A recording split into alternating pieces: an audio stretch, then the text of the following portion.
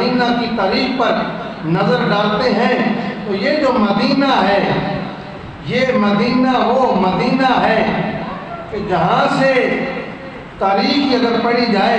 تو پتہ چلتا ہے کہ یہ شہر حضور سے آپ کی ولادت سے 100,000 سال پہلے جو ہے جو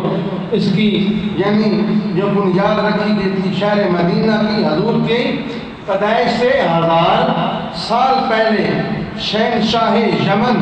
طبع حمیری اول اس نے اس ریتلی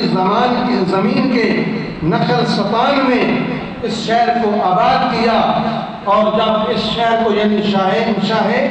یمن طبع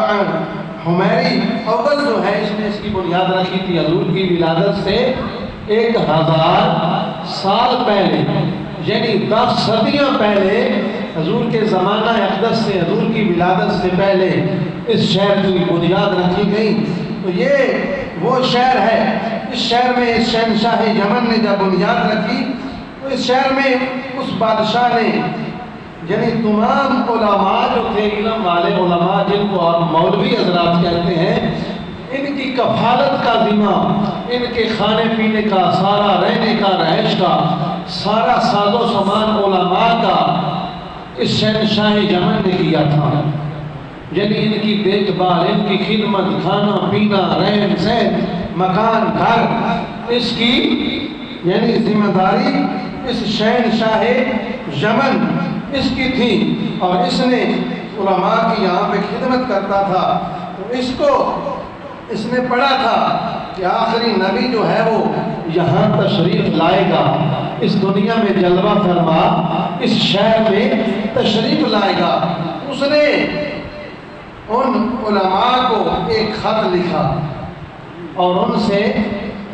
عہد بھی لیا، خط لکھا، ایک خط لکھ کر ان علماء کے سپرد کیا، ان علماء کے حوالے کیا، اور عرض ان سے کہا اگر میری زندگی میں وفا کی، میں حضور کے زمانے تک زندہ رہا، میں نے زمانہ حضور کا پایا، پھر تو ٹھیک ہے، اگر میں حضور کے زمانے کو نہ پا سکا، حضور کے زمانے سے پہلے میں دنیا سے چلا گیا، یہ خط میرا تمہارے پاس امانت ہے، اس کو حضور کے حوالے کر دینا۔ اس خط کو اس آخری نبی الزمان محمد مصطفیٰ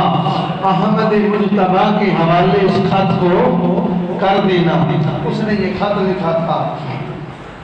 یہ خط نسل در نسل آگے منتقل ہو رہا تھا، ایک نسل سے آگے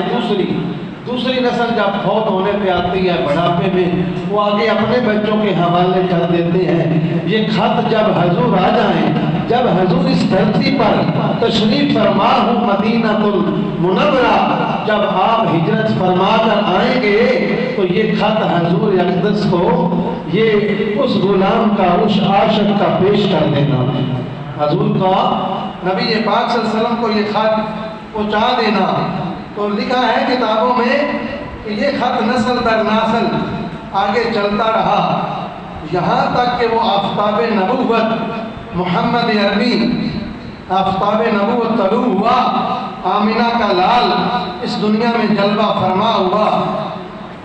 تو یہ خط جو ہے حضرت ابو ایوب انصاری کے پاس پہنچ چکا تھا، نسل در نسل چلتے چلتے حضرت ابو ایوب انصاری کے پاس